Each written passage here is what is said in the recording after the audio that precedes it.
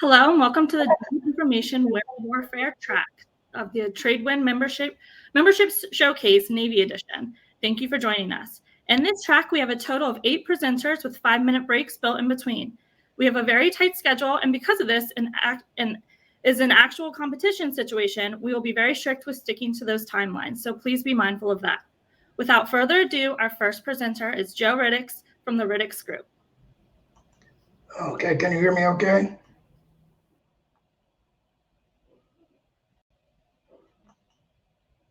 Can you hear me?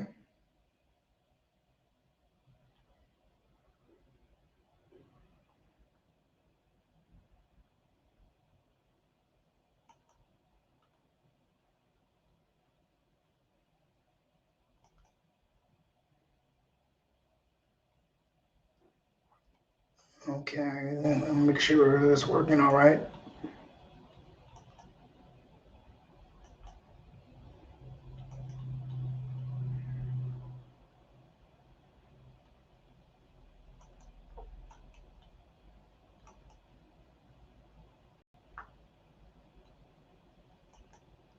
Hopefully everybody can see the presentation. I'm Joe Reddix with the Reddix Group in Hanover, Maryland. Have actually been in IT for 55 years, started in the Navy as a data processing technician and ended up staying in the field because of its interests and capabilities to do a lot of help for a lot of people, including, of course, the federal government. Hopefully you can see the presentation. One of the things we started out with in looking at the budget for the Navy is where we can fit in as far as the capabilities that we can provide. So what we've looked at clearly was the ability to get into the Office of Naval Research with some of the things that we're doing. And one of the areas, of course, in research and development is science and technology and systems development and things like that, to dealing with the advanced autonomous technology and the ability to look at sharing of information. Now, one of the things we looked at within the budget that is very, very interesting to us is command and control. So when we looked at command and control and how it fits in with the Reddix group, you'll see some similarities in the way we approach it in a couple of slides. Cybersecurity is very important. And one of the things we looked at with cybersecurity is the ability to fit it into an overall shared structure that will allow not just the Navy, but other branches of military and DoD to share information at the cyber level. It just gives you an idea of some of the budget items that we looked at that are very important as far as what we will want to do with cyber.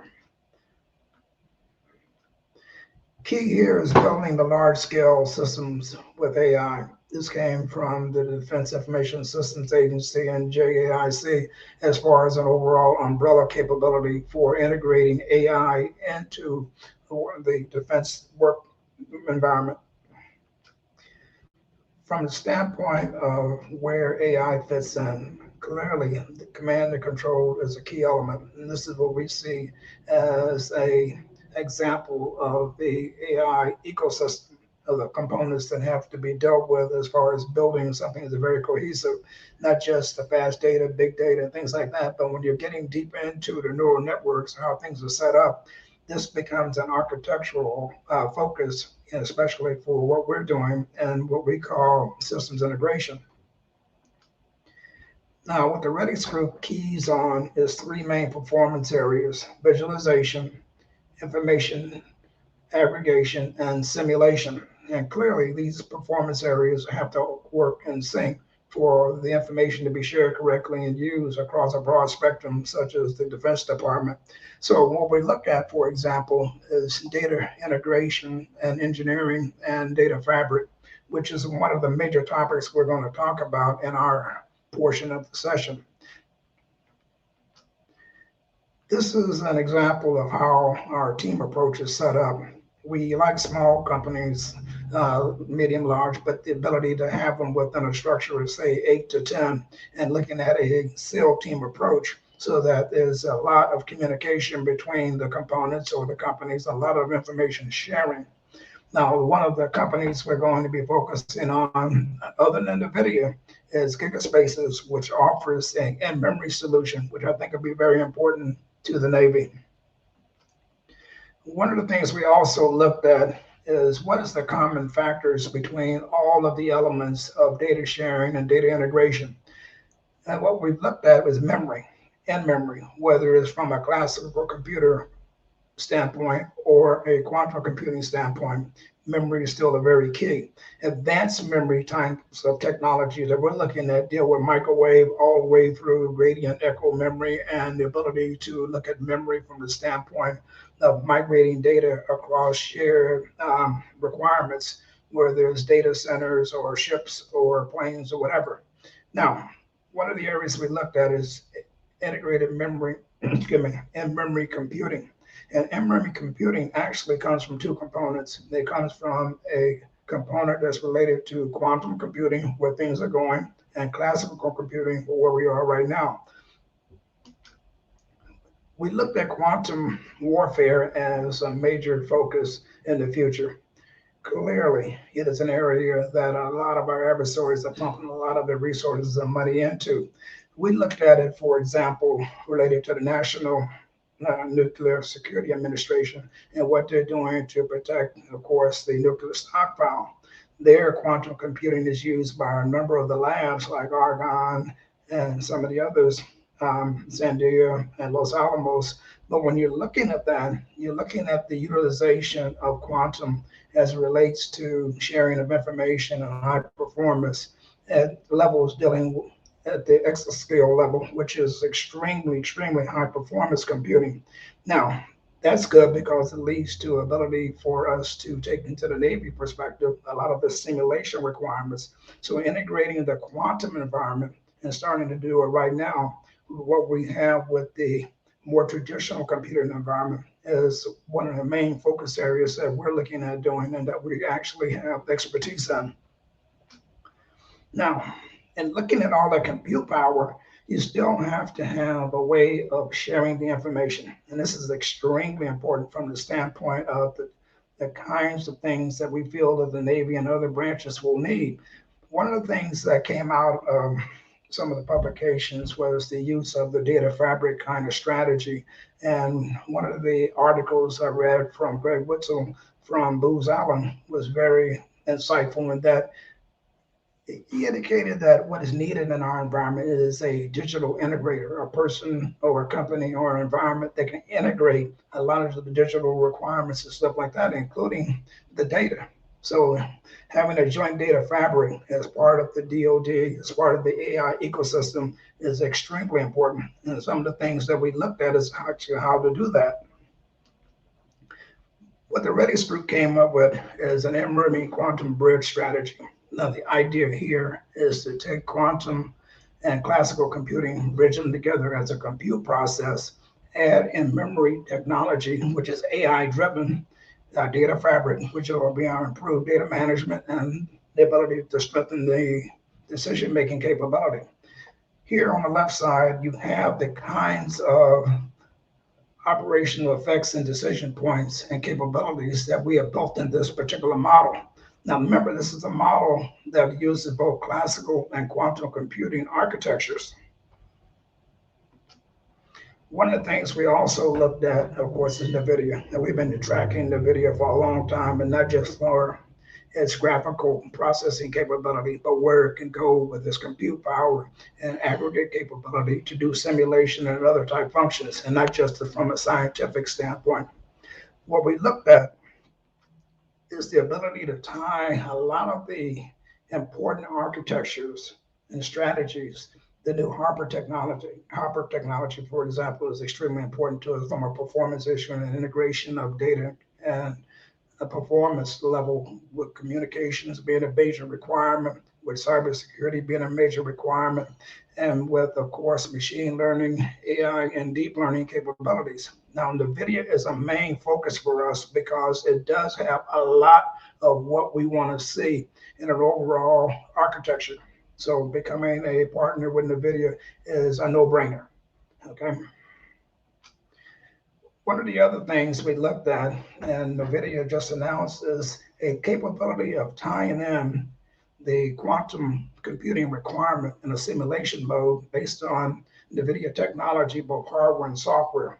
This is extremely important as a bridge capability for taking what we want to do with classical into a quantum environment. And this is one of the bridge ways and technology ways we see of doing that. So, and looking at where NVIDIA is going with not just with the graphics processing and the CPU, but the ability to simulate an environment like quantum computing is really a major plus in getting a fast track way to a lot of solutions that will actually allow us to go use classical and go into a quantum environment.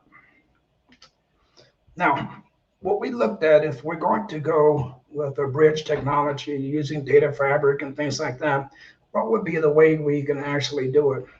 One of the things we have here is how can we build an autonomous in-memory software development environment using NVIDIA technology, using industry software development kits, and of course NVIDIA. How can we do that? Well, one of the things we thought about is that we're training a lot of models with the services, whether it's the Navy, Marines, Air Force, or whatever. We can use that in a shared microservices environment that feeds into, for example, an NVIDIA AI toolkit scenario and goes into inference, which would give us things like speech synthesis, multi-sensor aggregation and classification, and be able to provide consistent decision points that can be as autonomous as we can make it. Now, this gives us a growth path to share information, of course, between the different services. But the thing I like about this is that this gives us best in breed capability with a stable and robust environment, which we feel NVIDIA provides. Next step in that is that since we are looking at being able to take an in-memory solution, what can we pull off the shelf that does this extremely well? What we looked at is Gigaspaces, which is a company that provides an in-memory solution. The key with this scenario is that as you're looking at how to manage information, what we have with Gigaspaces is a two-pronged attack. We have a digital integration hub, which is the applications, the APIs, and things like that, microservices that are working against operational data store. Now, operational data store is from multiple sources of information, data lakes and things like that, that are brought into memory, brought into an integrated capability that integrates all the different types of data sources, the system of records and things like that into a common data platform, operational data store that we can then host and then take into our digital integration hub so that our applications and our data are actually synced. The ability of taking information, say your data fabric from a system of record, applying it into a common fashion into in memory, and then having the ability of your APIs to work against that is actually fantastic. You can build your microservices, you can build ways of looking at what data should be in memory, when and why, using event-driven capabilities. But this is a off-the-shelf capability. This is one of the segues we feel we can take the Navy deep into without having to invent it from scratch. This is the integration of digital applications and the data and the ability to optimize both of those platforms, the data coming in from various sources, and then of course the digital applications and API interfaces that act against that data. Now, the idea of being able to take what I just said with Gigaspaces across data centers, across ships, or whatever we want to, including DoD as a whole, as a shared asset. Remember what I just showed you could be used across all of the ecosystem for the DoD, for example, and sharing of the AI across not just with the public sector, but also with the private sector. This is the integration capability and a shared data capability that makes that data fabric, which is extremely important in being able to provide a more robust ecosystem for our warfighters, being able to take all that information and being able to share it. This is the Gigaspace's current capability.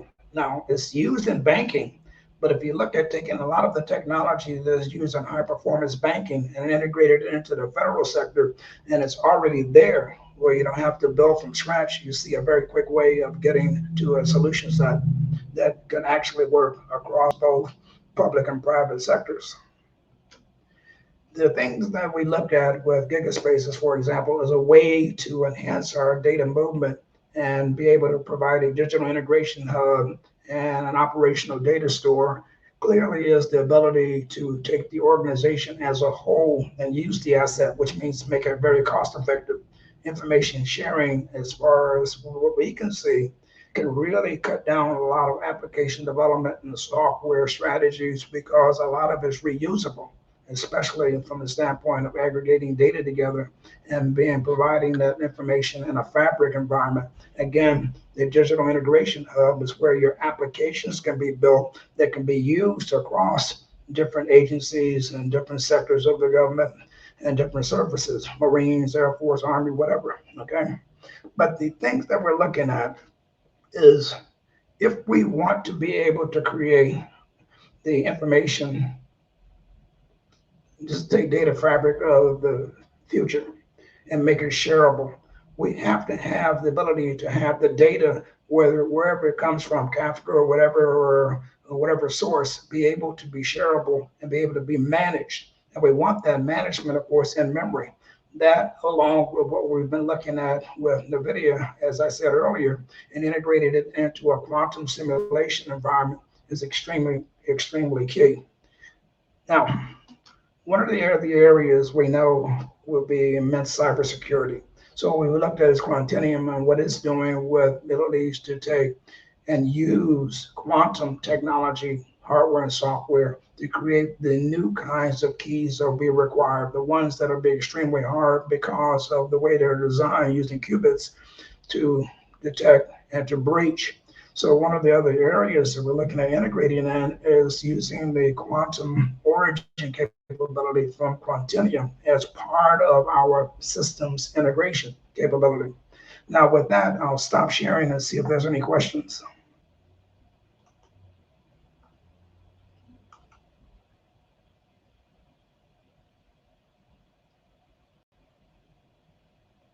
Okay. Katie, do you have any questions? Could you hear what I was saying? Yeah, we could hear you great. Thank you so much. We're actually going to let the attendees reach out to you separately if they have any questions. Okay. But because we are on a time constraint, we are going to start our 5-minute break right now and start our next presentation at about 1:05 p.m. Thanks a lot. All right. Thank you.